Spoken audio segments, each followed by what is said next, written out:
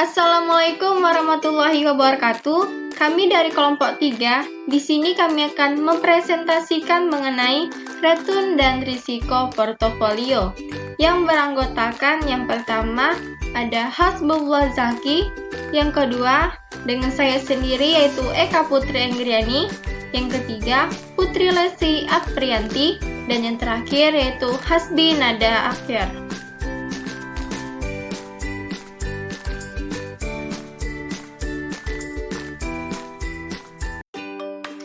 Oke, di sini saya akan menjelaskan mengenai return portofolio. Jadi di sini ada return realization portofolio. Nah, ini merupakan rata-rata tertimbang dari return realization masing-masing sekuritas tunggal yang di dalam portofolio tersebut. Nah, jadi secara sistematis return realization portofolio dapat ditulis sebagai berikut, yaitu RP sama dengan sigma N, I sama dengan 1 buka kurung WI dikali RI, di mana keterangan ini merupakan RP merupakan return realization portofolio, sedangkan WI merupakan porsi dari sekuritas I terhadap seluruh sekuritas di portofolio. RI merupakan return realization dari sekuritas ke I, dan N merupakan jumlah dari sekuritas tunggal. Oke, lanjut mengenai return expectation portofolio. Nah, return ini merupakan rata-rata tertimbang dari return expectation masing-masing sekuritas tunggal yang di dalam portofolio, di mana return expectation ini dapat dinyatakan sebagai berikut, yaitu E sama dengan RP sigma N, I sama dengan 1 buka kurung WI dikali E RI tutup kurung, dimana keterangannya yaitu ERP ini merupakan return expectation dari portofolio, sedangkan WI porsi dari sekuritas I terhadap seluruh sekuritas di portofolio. Kalau ERI merupakan return expectation dari sekuritas ke I, dan N merupakan jumlah dari sekuritas tunggal. Oke, baik, sekian dari saya. Materi selanjutnya akan dibahas oleh Putri Lesti Aprianti. Kepada Putri Lesti Aprianti dipersilahkan. Baiklah, materi selanjutnya yaitu resiko portofolio, yang mana resiko portofolio atau portfolio risk tidak merupakan rata-rata tertimbang dari seluruh resiko sekuritas tunggal. Resiko portofolio mungkin dapat lebih kecil dari resiko rata-rata tertimbang masing-masing sekuritas tunggal. Adapun resiko portofolio pertama kali diperkenalkan secara formal oleh Harry M. Markowitz di tahun 1950-an. Bahwa secara umum resiko mungkin dapat dikurangi dengan menggabungkan beberapa sekuritas tunggal ke dalam bentuk portofolio. Persyaratan utama untuk dapat mengurangi resiko di dalam portofolio ialah return untuk masing-masing sekuritas tidak berkorelasi secara positif dan sempurna. Untuk menunjukkan hal ini dimulai dengan portofolio yang terdiri dari yang pertama yaitu portofolio dengan 2 aktiva, dan yang kedua portofolio dengan banyak aktiva.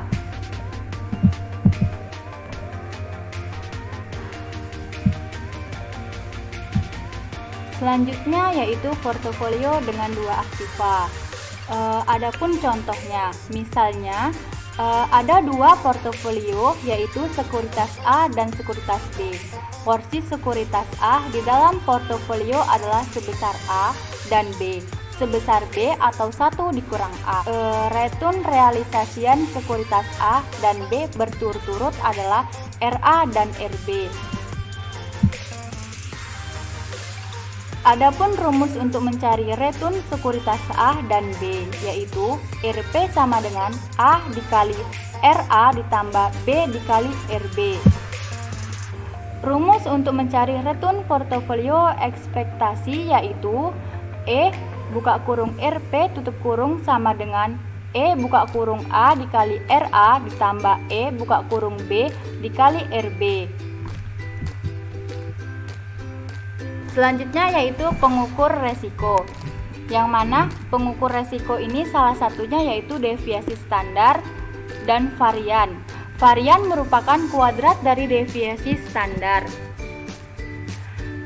Resiko yang diukur dengan ukuran ini mengukur resiko dari seberapa besar nilai tiap-tiap item menyimpang dari rata-ratanya. Resiko portofolio juga dapat diukur dengan besarnya deviasi standar atau varian dari nilai-nilai retun sekuritas-sekuritas tunggal yang ada di dalamnya.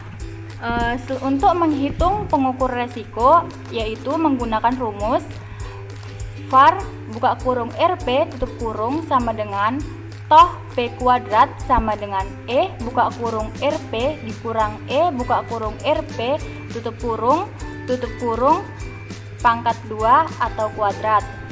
Baiklah, hanya itu yang bisa sampaikan. Materi selanjutnya akan disampaikan oleh Hasbi Nada Akhyar. Kepada Hasbi dipersilahkan. Sigma jumlah nilai sekuritas tunggal I sama dengan 1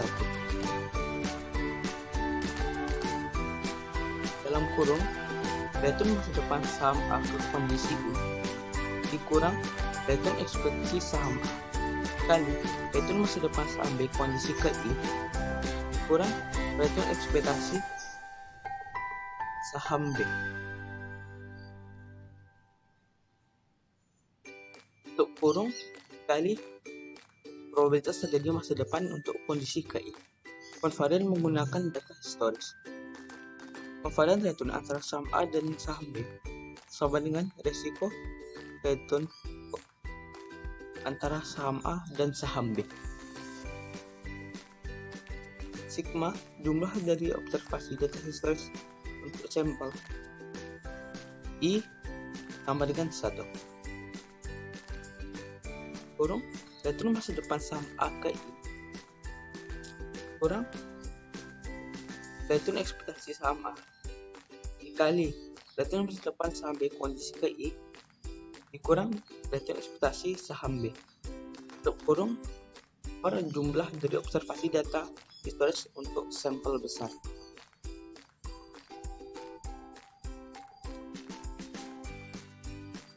Koefisien korelasi menunjukkan besarnya hubungan pergerakan antara dua variabel relatif terhadap masing-masing deviasi. R return AB sama dengan PAB sama dengan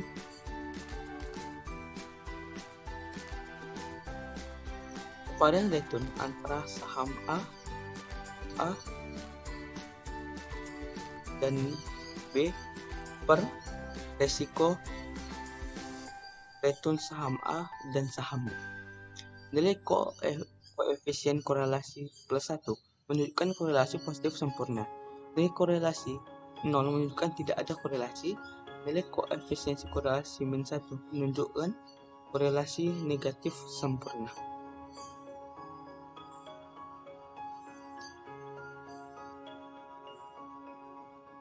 Portofolio dengan banyak aktiva. Pada bagian ini akan membahas portofolio dengan banyak aktiva, yaitu terdiri dari N buah sekuritas untuk masing-masing proporsi aktiva ke 1. Yang membentuk portofolio adalah sebesar WI, contohnya 3 buah sekuritas dengan proporsi masing-masing W1, W2, W3. Besarnya varian dengan sekuritas ke 1, 2, 3 adalah resiko 1, 2, 3. Sedangkan untuk besarnya kovarian untuk sekuritas 1, 2, 3 adalah resiko 12, resiko 12, resiko 12, resiko 23. Maka rumus untuk menentukan besar varian untuk portofolio dengan 3 sekuritas sebagai berikut. Resiko total bagian dari resiko sekuritas yang dapat dihilangkan dengan membentuk portofolio yang diversified disebut dengan resiko perusahaan atau resiko spesifik. Karena resiko ini penting untuk suatu perusahaan, yaitu hal yang buruk terjadi di suatu perusahaan dapat dibanding dengan hal baik terjadi di perusahaan lain. Maka resiko ini dapat diverifikasi di dalam portofolio. Resiko yang tidak dapat diverifikasi oleh portofolio disebut non non-diversifiable risk. Risiko ini terjadi karena kejadian di luar kegiatan perusahaan. Risiko total adalah penjumlahan dari diversible risk dan non-diversible risk. Risiko total atau total risk merupakan penjumlahan dari diversible dan non-diversible risk. Risiko total sama dengan risiko dapat diverifikasi plus risiko tak dapat diverifikasi sama dengan risiko perusahaan ditambah risiko pasar sama dengan risiko tidak sistematis ditambah risiko sistematik sama dengan risiko spesifik ditambah risiko umum. Baiklah, yang selanjutnya akan saya jelaskan mengenai risiko total. Seperti yang kita ketahui, risiko total adalah jumlah dari semua risiko yang terjadi di suatu perusahaan dalam suatu periode tertentu. Nah, bagian dari risiko sekuritas yang dapat dihilangkan dengan membentuk portofolio yang well diversified disebut dengan risiko perusahaan atau risiko spesifik. Karena risiko ini unik untuk suatu perusahaan, yaitu hal yang buruk yang terjadi di suatu perusahaan dapat diimbangi dengan hal baik yang terjadi di perusahaan lain. Maka risiko ini dapat didiversifikasi di dalam portofolio. Nah, risiko yang tidak dapat didiversifikasikan oleh portofolio disebut non-diversifiable risk.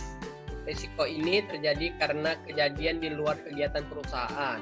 Nah, contoh-contoh dari risiko yang tidak dapat didiversifikasikan yakni seperti inflasi, resesi, dan lain-lain. Nah, sedangkan risiko yang dapat didiversifikasikan yakni seperti pengogokan buruh, tuntutan oleh pihak lain, penelitian yang tidak berhasil, dan lain sebagainya. Nah, risiko total adalah penjumlahan dari diversifiable risk dan non-diversifiable risk. Risiko total ataupun total risk merupakan penjumlahan dari diversifiable risk dan non-diversifiable risk. Seperti yang tertera, risiko total sama dengan risiko yang dapat didiversifikasi ditambah risiko tak dapat didiversifikasi. Sama dengan risiko perusahaan ditambah risiko pasar, risiko tidak sistematis ditambah risiko sistematis, risiko spesifik atau unik ditambah risiko umum.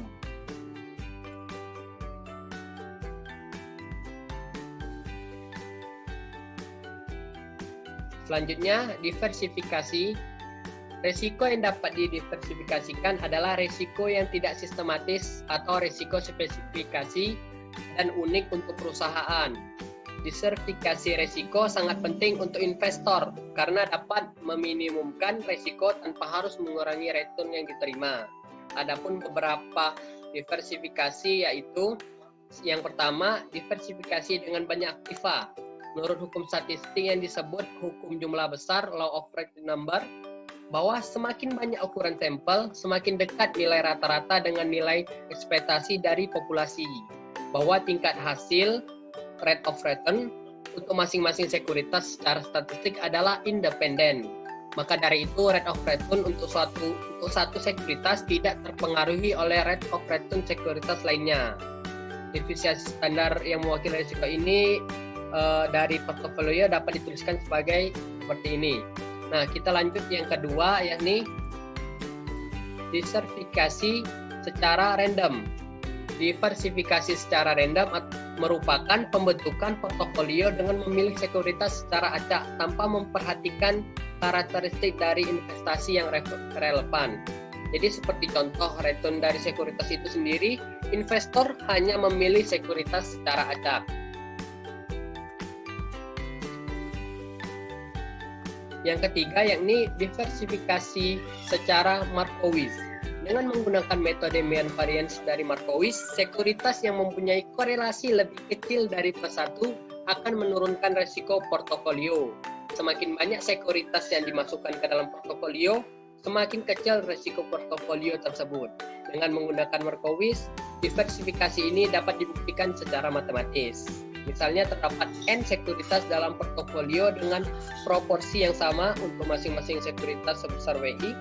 Sebesar WI adalah N per 1 per N. Misalnya N adalah 4 sekuritas, maka proporsi tiap-tiap sekuritas adalah 1/4 atau 25%-nya. Dengan menggunakan, ingat kembali rumus varian portofolio yaitu seperti yang di bawah ini. Terima kasih.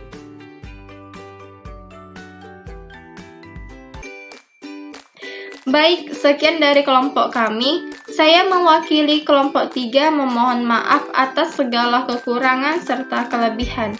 Saya akhiri, wabillahi taufiq wal hidayah. Wassalamualaikum warahmatullahi wabarakatuh.